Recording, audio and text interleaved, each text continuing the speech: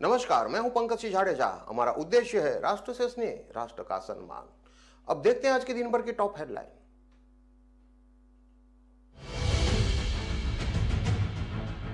टिड्डी के हमले के बाद टीम ने किया सर्वे, खेतों में नहीं मिली टिड्डी और अंडे, दवा छिड़काव करने की दी जानकारी।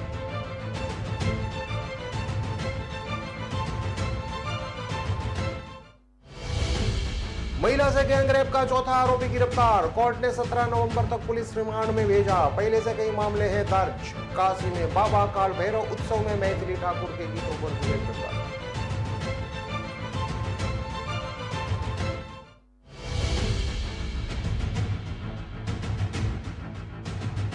काशी में बाबा काल भैरव उत्सव में मैथिली ठाकुर के गीतों पर झूमे श्रद्धालु।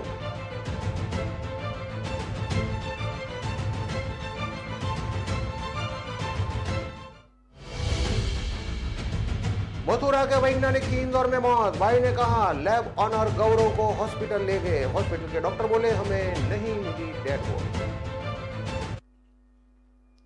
अब देखते हैं खबरें विस्तार से। जालौर जिले के बागोड़ा और साइला क्षेत्र के गांवों में टिड्डी होने की आशंका पर रविवार को टीम ने सर्वे कराया। इस दौरान राहत की बात यह रही कि वहां टिड्डी नहीं पाई गई। कलेक्टर निशांत जैन ने एक विशेष टीम बनाकर क्षेत्र का दौरा करने का आदेश दिया था, जिसके बाद रविवार को बागोड़ा तहसील के मोरसीम गांव में टिड्डी के संभावित प्रकोप की पुष्टि के लिए टीम ने दौरा करके सर्वे किया।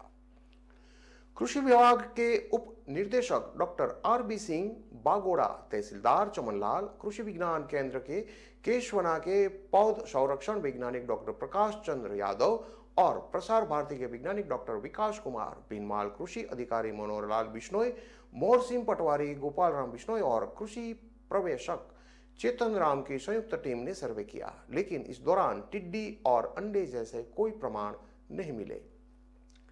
सर्वे के दौरान खेत में ग्राम होपर की 2-3 प्रजातियां पाई गई। डॉक्टर प्रकाश चंद्र यादव ने बताया कि तापमान में गिरावट के साथ इस कीट का प्रकोप कम होता जाएगा। टीम ने किसानों को संभावित नुकसान से बचाने के लिए डेल्टा मैथ्रिन 2% 8 की EC 2 मिलीलीटर प्रति लीटर पानी के हिसाब से छिड़काव करने का सुझाव दिया है।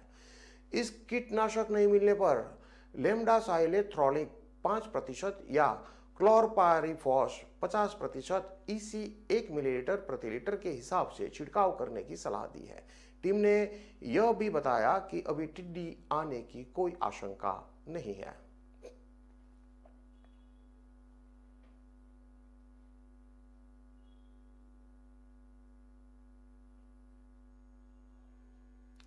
सिरोही जिले के रोहिड़ा थाना क्षेत्र में महिला से गैंगरेप के 4 आरोपियों को रोहिड़ा पुलिस ने गिरफ्तार कर लिया है। पुलिस ने सोमवार को कोर्ट में इसे पेश किया, जहां कोर्ट ने 17 नवंबर तक उन्हें पुलिस रिमांड पर भेज दिया है। डीएसपी जेठू सिंह करनौत ने बताया कि इस मामले के चौथे आरोपी बाबूराम सिंगाराम गमेती को गुजरात के पोशीना कस्बे से गिरफ्तार कर लिया गया है, जबकि इस मामले में 3 आरोपी वाटेरा डोली फली निवासी रेशमाराम प्रेमाराम गमेती यानी भील, हिंदू राम अलूरा गमेती और नारायण अलूरा को वारदात के दूसरे दिन ही गिरफ्तार कर लिया गया था। इस मामले में 2 आरोपी रेशमाराम और बाबूराम गमेती के खिलाफ कई थानों में कई मामले दर्ज हैं। आरोपी पहले भी कई वारदातों को अंजाम दे चुके हैं। रोहिड़ा थाना क्षेत्र के एक गांव में बुधवार रात 4 युवक चोरी करने पहुंचे। चारों आरोपियों ने चाकू से जान से मारने की धमकी देते हुए उनके यहां पूरी तलाशी ली और घर में रुपये लूट लिए। रुपये कम मिलने पर उन्हें पति के सभी कपड़े उतारे और उसकी पैंट की जेब में रखे 1400 रुपये उन्होंने ले लिए। इसके बाद चोरों ने पति के सामने पत्नी के साथ गैंगरेप की वारदात को अंजाम दिया, जिसके बाद जान से मारने की धमकी देकर मौके से फरार हो गए।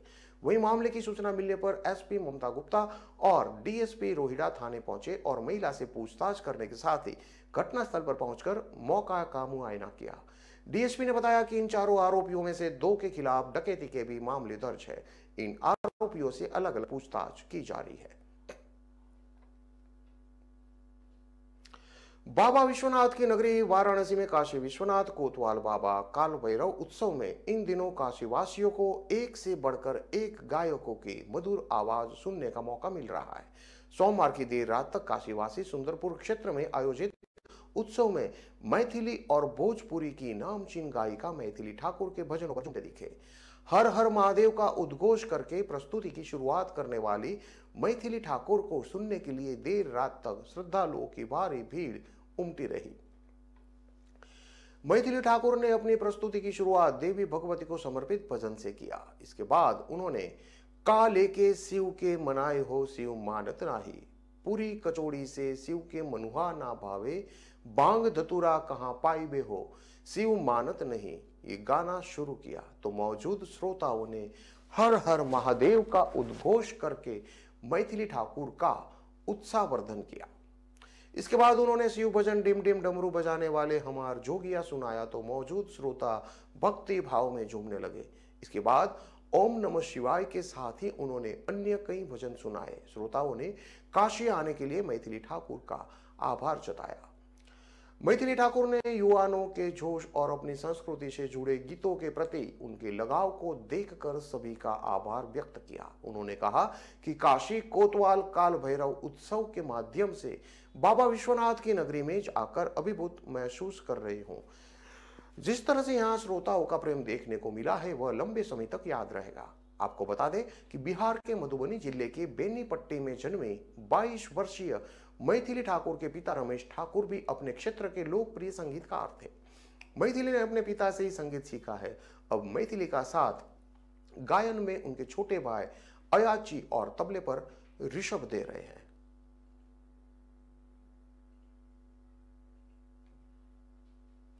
मथुरा के नरहोली जुनदार गांव में के रहने वाले 35 साल के वैज्ञानिक की इंदौर में संदिग्ध परिस्थितियों में मौत हो गई। वैज्ञानिक कैंसर जैसी जानलेवा बीमारी की दवा को लेकर रिसर्च कर रहे थे।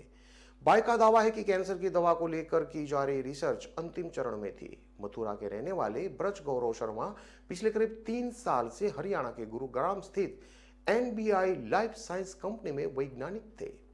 ब्रज गौरव वर्तमान में कंपनी की तरफ से हैदराबाद में पोस्टेड थे और वहीं रहकर कैंसर जैसी जानलेवा बीमारी को लेकर रिसर्च कर रहे थे। भाई मनोज शर्मा ने बताया कि उनके भाई की यह रिसर्च फाइनल स्टेज पर थी। इसी को लेकर वह काफी मेहनत कर रहे थे। इसी दवा की टेस्टिंग के सिलसिले में ब्रज गौरव इंदौर गए हुए थे, जहां उनकी संदिग्ध परिस्थितियों में मौत हो गई। कैंसर की दवा की टेस्टिंग के सिलसिले में ब्रज गौरव शर्मा 3 नवंबर को हैदराबाद से फ्लाइट के जरिए इंदौर पहुंचे थे, जहां वह पहले दूसरे होटल में रुके और उसके बाद होटल अशोका में रुके। वह यहां कंपनी की तरफ से टाई अप गुर्जर लैब में टेस्टिंग होनी थी। 12 नवंबर को ब्रज गौरव को अचानक अस्पताल ले जाया गया, जहां उनकी मौत हो गई। भाई ने कहा कि लैब संचालक लेकर उन्हें हॉस्पिटल गए थे। ब्रज गौरव शर्मा के भाई मनोज शर्मा ने बताया कि 12 नवंबर को लैब के ऑनर होटल पहुंचे और वहां से ब्रज गौरव शर्मा को हॉस्पिटल लेकर गए। मनोज शर्मा ने बताया कि उनसे कहा गया कि उनकी तबीयत खराब है, दिखाने के लिए ले जा रहे हैं। वही हॉस्पिटल ने कहा कि उनके यहाँ डेड बॉडी लेकर ही वो आए थे। मनोज शर्मा ने बताया कि जब होटल से लेकर गए तब भी वह किसी को नहीं बताया और कमरे की चाबी भी रूम के अंदर ही थी, जिससे पता चलता है कि उनके भाई की संदिग्ध परिस्थितियों में मौत हुई है। मनोज शर्मा ने आगे बताया कि ब्रज गौरव शुरू से ही देश के लिए कुछ बड़ा करने चाहते थे। उन्होंने माइनस में भी दही जमाने की डिवाइस बनाई थी। कैंसर की जिस दवा को लेकर रिसर्च कर रहे थे उसको लेकर मनोज ने बताया कि ज्यादा नहीं पता, लेकिन इतना जरूर पता है कि वह कमल गट्टे से कुछ बना रहे थे। मनोज ने बताया कि उनके भाई की सोच थी कि उनकी बनाई दवा वह भारत में ही बनाए। वैज्ञानिक ब्रज गौरव शर्मा की 8 वर्ष पहले शादी हुई थी। उनके 7 वर्ष की और बेटी और 8 महीने की 2 बिटियां हैं। 5 भाई बहन में सबसे छोटे ब्रज गौरव प्रधानमंत्री नरेंद्र मोदी से मिलकर देश की दवा देश में बने इस विषय पर बात करना चाहते थे। देश प्रेमी ब्रज गौरव में भारत कितना था यह उनकी जन्मतिथि और शादी की तारीख से ही पता चलता है। ब्रज गौरव का जन्म 15 अगस्त को हुआ तो शादी 26 जनवरी को हुई। भाई मनोज शर्मा ने बताया कि वह क्रियाकर्म के बाद इस मामले की जांच जरूर करवाएंगे।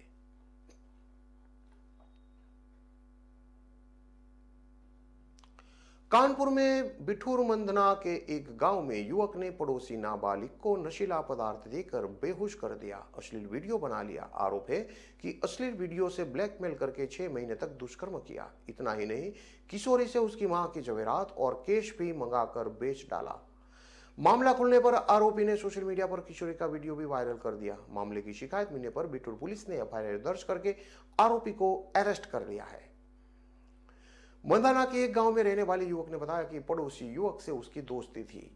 इसी का फायदा उठाकर युवक घर आने जाने लगा। आरोप है कि बीते अप्रैल में पड़ोसी ने झांसा देकर घर बुलाया और नशीला पदार्थ देकर बेहोश कर दिया। इसके बाद अश्लील वीडियो बना लिया। आरोप है कि अश्लील वीडियो सोशल मीडिया पर वायरल करने की धमकी देकर 6 महीने तक रेप करता रहा। इतना ही नहीं, 2 नवंबर को आरोपी ने किशोरी को धमकाकर उसकी मां की जवेरात और कैश 48,000 रुपये भी हड़प लिए। किशोरी के घर वाले को मामले की जानकारी होने पर उन्होंने आरोपी से वीडियो डिलीट करने को कहा तो 10,000 रुपये की मांग करने लगा।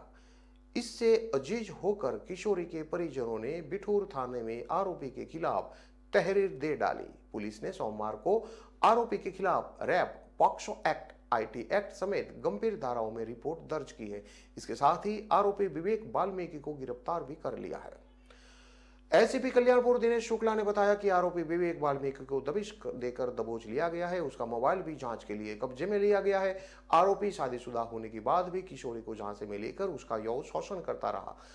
मामला खुलने पर उसने किशोरी की अश्लील वीडियो भी वायरल कर दिया। उसके सभी सोशल मीडिया अकाउंट से वीडियो डिलीट कराया गया है।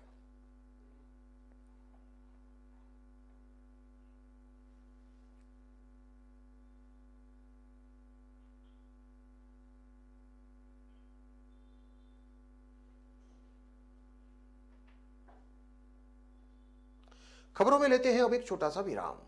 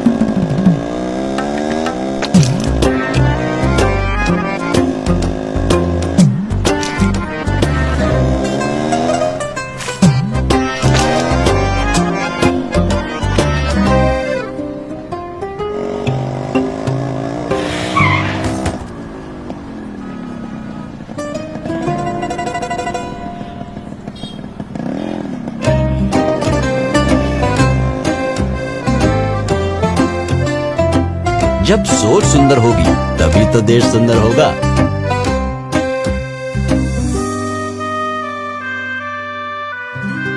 JSW Paints, think beautiful।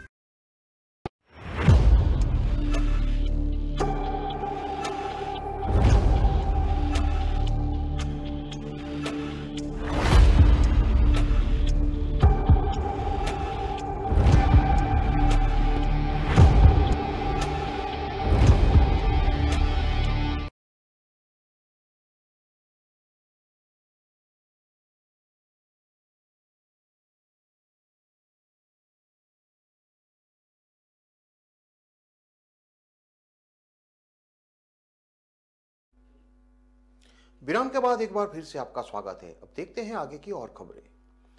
Prithviraj Chauhan पर विवादित टिप्पणी करने के बाद निशाने पर आए श्री पंच दशनाम जूना अखाड़ा के महामंडलेश्वर यति नरसिंहानंद गिरी ने माफी मांग ली है। उन्होंने स्पष्ट रूप से ये भी कहा कि आज के बाद वो श्री राम और श्री कृष्ण को छोड़कर क्षत्रिय समाज के किसी भी प्रसंग का जिक्र तक नहीं करेंगे। पिछले दिनों कुछ ऑनलाइन सवालों का जवाब देते हुए गाजियाबाद में डासना देवी मंदिर के पीठाधीश्वर यति नरसिंहानंद गिरी ने कहा था कि मैं जयचंद की दोस्ती को चुनूंगा। पृथ्वीराज चौहान ने गद्दारी की है, जयचंद की कोई गलती नहीं है। पृथ्वीराज चौहान ने अपने सारे राजपूतों को मार दिया था, मोहम्मद गोरी को नहीं मारा, उसे बार बार छोड़ता रहा। विवादित टिप्पणी पर हुई एफआईआर में यति नरसिंहानंद ने इसके अलावा भी पृथ्वीराज चौहान को लेकर तमाम विवादित टिप्पणियां की है। एलएटी न्यूज के को फाउंडर ने इस लाइव प्रसारण की वीडियो को ट्वीट किया था, जिसके बाद ये वीडियो सोशल मीडिया में खूब वायरल हुई थी। आखिरकार 8 नवंबर को गाजियाबाद की मसूरी थाना पुलिस ने यति नरसिंहानंद गिरी के खिलाफ एक एफआईआर दर्ज कर ली थी। सोमवार को यति नरसिंहानंद ने डासना देवी मंदिर परिसर में बैठकर अपना वीडियो बयान जारी किया। उन्होंने कहा, अभी मेरी एक वीडियो मोहम्मद जुबैर ने वायरल की। ये वीडियो बहुत ज्यादा एडिट करके वायरल की गई है। हो सकता है कि मैंने उसमें जो तथ्य रखे हो वो मेरी अज्ञानता के कारण रखे गए हैं। इसके लिए मैं संपूर्ण राजपूत समाज से कई बार माफी मांग चुका हूं और आज भी मांगता हूं। मैंने उनसे कहा कि माफी चाहता हूं, गलती हो गई। हालांकि वो किसी दूसरी इच्छा को लेकर आए थे। आखिर में वो योगी आदित्यनाथ महाराज की धमकी देने पर आ गए। ये बड़े दुख की बात है कि आज जातिवाद हम पर हावी हो चुका है। धर्म के लिए लड़ रहे सन्यासी को जातिवाद पर लाकर माफी मांगते सन्यासी को मारना या लड़ना चाहते हैं। ये सारी घटना थानेदार के सामने हुई। मुझे नहीं पता कि इसके पीछे कौन सी ताकत है।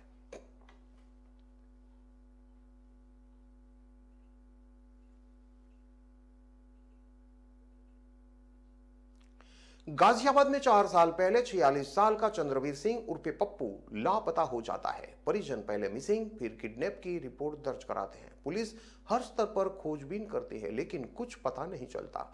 आखिरकार इस केस की फाइल बंद हो जाती है। एकाएक 4 साल बाद पुलिस केस रीओपन करती है और सिर्फ 1 महीने के भीतर ही उसे वर्कआउट कर देती है। पता चलता है कि इस शख्स की हत्या हो चुकी है। हत्या उसकी पत्नी और बॉयफ्रेंड ने की है। इन दोनों के अफेयर में वो शख्स बाधक बन रहा था। दोनों ने पहले गोली मारकर हत्या की, फिर उसे 7 फीट गहरे गड्ढे में दफना दिया। गाजियाबाद पुलिस ने अब केस ओपन करते हुए हत्या के आरोपी पत्नी सविता और बॉयफ्रेंड अरुण उर्फे अनिल को जेल भेज दिया है। गांव सिकरोड़ में चंद्रवीर उर्फे पप्पू रात 8 बजे शराब पीकर घर आया, खाना खाया और करीब 10 बजे के आसपास सो गया। चंद्रवीर की दोनों बेटियां गांव में ही दूसरे मकान पर सोने चली गई थी। अब घर में चंद्रवीर, पत्नी सविता और 5 साल का बेटा रह गए थे।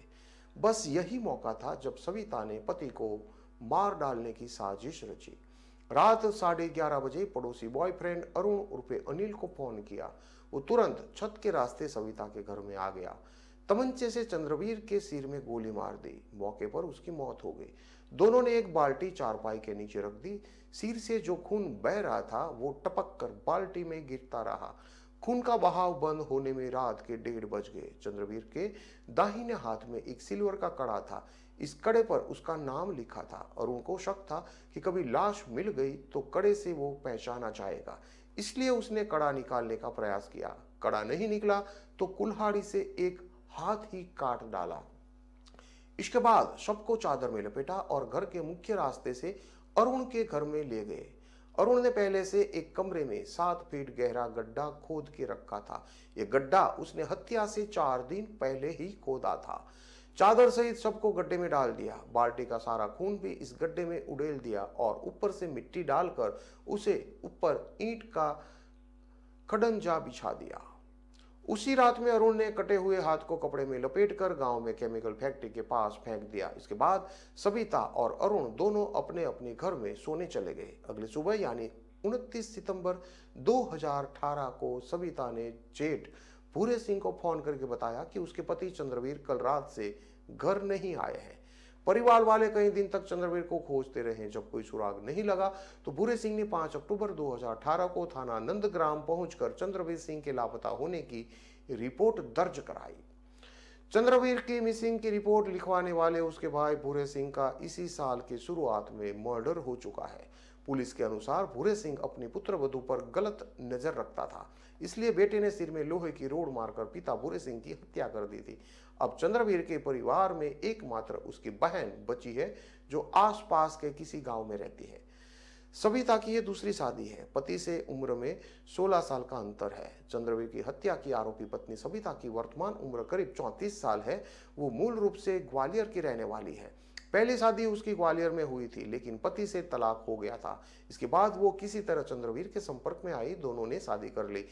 उन्हें 3 संतान हुई, जिसमें 2 बेटियां और 1 बेटा है। सबसे बड़ी बेटी की उम्र 16 साल और सबसे छोटे बेटे की उम्र 9 साल है। चंद्रवीर और सविता की उम्र में करीब 16 साल का अंतर था। 4 साल पहले जब चंद्रवीर की हत्या हुई तब उसकी उम्र 46 साल और सविता की उम्र 30 साल थी। 28 सितंबर 2018 की रात चंद्रवीर का कत्ल करके अरुण उर्फे अनिल ने उसकी लाश को अपने घर के 7 फीट गहरे गड्ढे में दबा दिया। उसके ऊपर ईंट का खड़ंजा बिछाने के बाद पशुओं का तबेला बना दिया। इस कमरे में अरुण अपने पशु बांधने लगा ताकि तबेले की गंध से लाश की बदबू न फैले। करीब 2 महीने बाद अरुण ने अपने घर को रेनोवेट कराया और ईंट के खड़ंजे की जगह सीमेंट प्लास्टर करवाकर उसे बेडरूम बना दिया।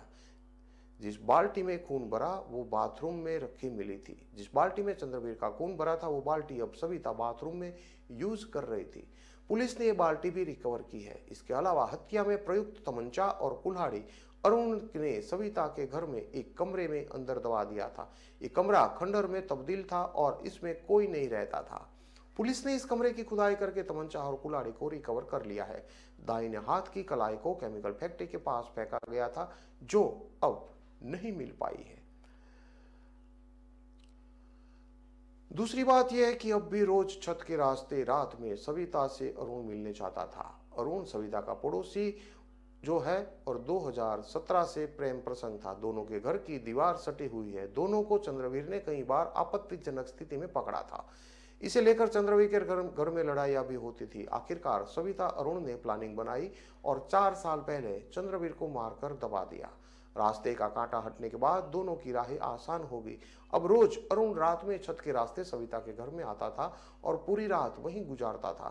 दिन में घर में आने पर आस पड़ोस के लोगों को प्रेम संबंधों के बारे में पता चलने का शक था। गाजियाबाद के एसएसपी मुनिराज जी ने ऐसे हत्या और किडनैप के कैसे मामलों की लिस्ट बनवाई जो आज तक नहीं खुले हैं। ये लिस्ट में एक केस चंद्रवीर की मिसिंग का भी था। ये लिस्ट सभी थाना प्रभारियों और सभी शाखाओं को भेजी गई। क्राइम ब्रांच की टीम में एक सिपाही 4 साल पहले नंदग्राम थाना क्षेत्र के एक पुलिस चौकी पर तैनात था। इस चौकी क्षेत्र में सिकरोड़ गांव आता है जहां का चंद्रवीर रहने वाला था। अब जब यह केस दोबारा क्राइम ब्रांच के पास आया तो सिपाही ने दोबारा से अपने मुखबिर दौड़ा दिए। गांव में पता किया तो जानकारी हुई कि चंद्रवीर की पत्नी सविता के पड़ोस अरुण से प्रेम संबंध है। रही सही पुष्टि सविता की 16 साल की बेटी ने कर दी। पुलिस ने 3 दिन तक उसकी काउंसलिंग की और भरोसा दिया कि वो सब कुछ सच सच बता दे, उसे कुछ नहीं होगा। आखिरकार बेटी ने बता दिया कि रात को सबके सोने के बाद पड़ोसी अंकल उसके घर पर आते हैं। बस फिर क्या था, पुलिस ने पड़ोसी अरुण को उठा लिया। कड़ाई से पूछताछ हुई तो सब कुछ उगल दिया। पुलिस अरुण को उसके घर ले गई। अरुण ने वो कमरे में स्थान बताया जहां लाश दबाई थी। पुलिस ने कई मजदूर लगाकर खुदाई कराई और कंकाल रिकवर किया।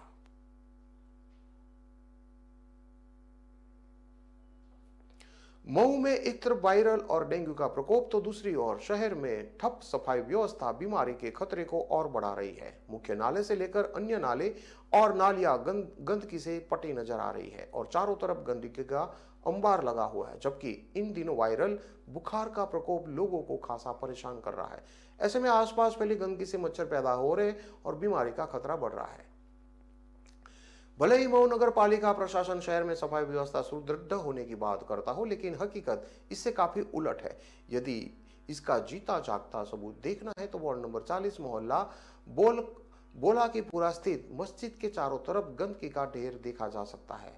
इसी के साथ वहां की नालियां और गलियां गंदगी से अटा देखा जा सकता है, जिसे देखकर साफ पता लगता है कि सफाई व्यवस्था कितनी सुचारू है। इसके अलावा बाईपास मार्ग हो या फिर मिर्जा हादीपुरा रोड, अधिकांश जगह नालों की हालत बेहद खराब है। यह स्थिति है तब है जब बुखार और डेंगू का प्रकोप हर ओर फैला हुआ है। बढ़ते हुए बुखार के प्रकोप से लोग बेहाल हैं।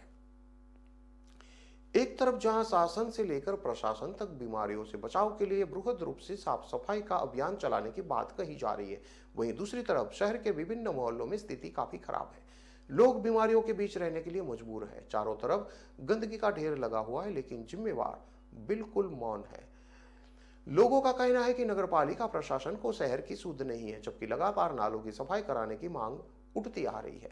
बरसात से पूर्व नाले की सफाई तो जरूर हुई थी, लेकिन अब नालों के हालात देखकर स्थिति कुछ और ही नजर आती है। नगर पालिका के चेयरमैन तैयब पालिकी और ईओ दिनेश कुमार यादव का कहना है कि सफाई कर्मियों को मौके पर भेजकर जल्द ही सफाई करा दी जाए।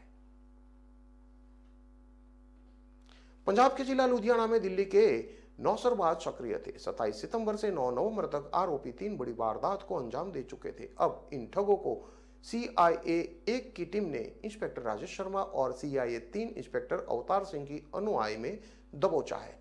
गिरफ्तार आरोपियों से 200 अमेरिकी डॉलर और 50,000 रुपये भारतीय करेंसी बरामद हुई है। आरोपियों की पहचान दीपक सिंह उर्फे इब्राहिम, ईशू कपूर, मोहम्मद रमजान, दुक्खू और रफीक के रूप में हुई है। ये सभी आरोपी नई दिल्ली और कलकत्ता के रहने वाले हैं। सामने आया है कि इन आरोपियों का बहुत बड़ा गिरोह है। अभी 8 से 10 आरोपी फरार है। गिरोह के मुख्य मास्टरमाइंड को दबोचने के लिए पुलिस छापेमारी कर रही है।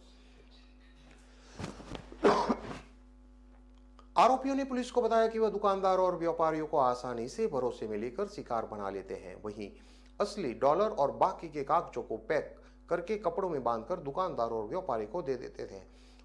उनसे असली पैसे लेकर फरार हो जाते थे। आरोपियों ने माना कि उन्होंने शहर में थाना दशहरी की इलाका में 2 लाख और 3 लाख की 2 ठगाइयां, थाना मोतीनगर इलाके में 3 लाख की ठगी और थाना डिवीजन नंबर 7 के इलाके में 5 लाख रुपये की ठगी मारी है। आपको बता दें कि इस मामले में आज सुबह ही मीडिया ने खुलासा कर दिया था कि नौसरबाजी करने वाले गिरोह दिल्ली का है।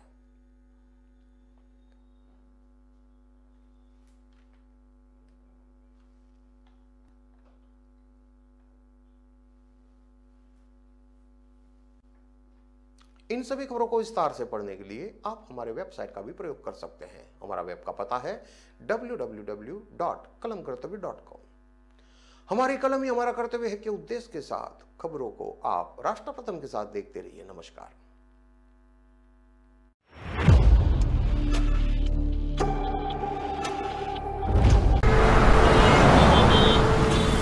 कहाँ जा रहे हो? दुकान पर बैठो और इसे आगे बढ़ाओ।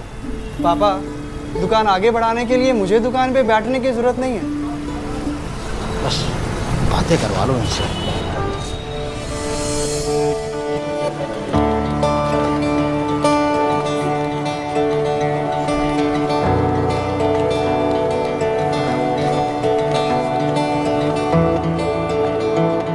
थोड़ा सा ऊपर हो।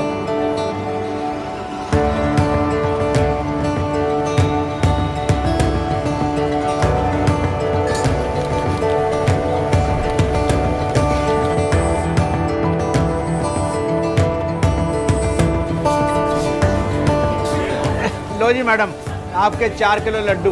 बेटा इनका लड्डू पैक कराओ। क्यों पापा, बढ़ गई ना दुकान आगे? हाँ बेटा, अब तक सबकी खुशी के लिए मिठाई खिलाई है, मगर आज अपने बेटे के हुनर के लिए खुद खाऊंगा। जब खिलकर निकलता है स्किल तो सलाम करता है हर दिल।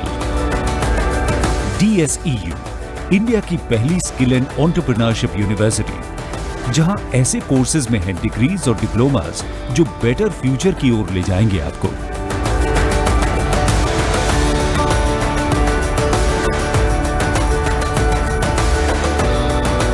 तो एडमिशन के लिए अप्लाई कीजिए। स्किल है तो नहीं कुछ मुश्किल है। अब मस्त मास्क पहना रे तूने। Thank you sir. वो जान बचाने के लिए पहनना पड़ता है ना सर। रेडीमेड है या टेलर मेड है? ऑनलाइन ऑर्डर किया है सर। एक और है क्या? है ना सर। देना। बहुत मस्त लगे आपके ऊपर। ये ना सर। Sir sir sir. ये ना भाई, जान बचाने के लिए बाइक चलाते वक्त सिर्फ खोपड़े पे मास्क पहनेगा तो खोपड़े को कौन बचाएगा? समझ गया सर। हेलमेट ऑनलाइन ऑर्डर कर, वरना हमेशा के लिए ऑफलाइन हो सकता है। Okay sir. ये ले। चल हम ये भी ऑनलाइन भर दे। हेलमेट पहने, ट्रैफिक नियमों का पालन करे, जिंदगी के सफर को सुरक्षित रखे। कौन सी दुकान से? अपनी दुकान अपने अमेज़न से। हुडी से रुमाल तक, टीवी इन द हॉल तक, जीते हैं हम शान से। सब कुछ अमेज़न से। क्या क्या मिल सकता है विद इन 500। हर बजट में ढेर सारी चॉइसेस देख लो। और पहले ऑर्डर पे तो डिलीवरी भी फ्री। फिर तो और दिखाओ। अमेज़न के भरोसे के साथ हर बजट में जो चाहो वो पाओ। फिर अमेज़न खुलते ही दिल कहेगा और दिखाओ। 2 बजे, दिन के 12 बज गए। Say goodbye to the 1950s की टेक्नोलॉजी वाले memory foam mattress को। Meet India's first and only smart grade mattress. इसकी patented technology, there's softness that relaxes your pressure points and firmness that supports your back. Memory foam है बकवास।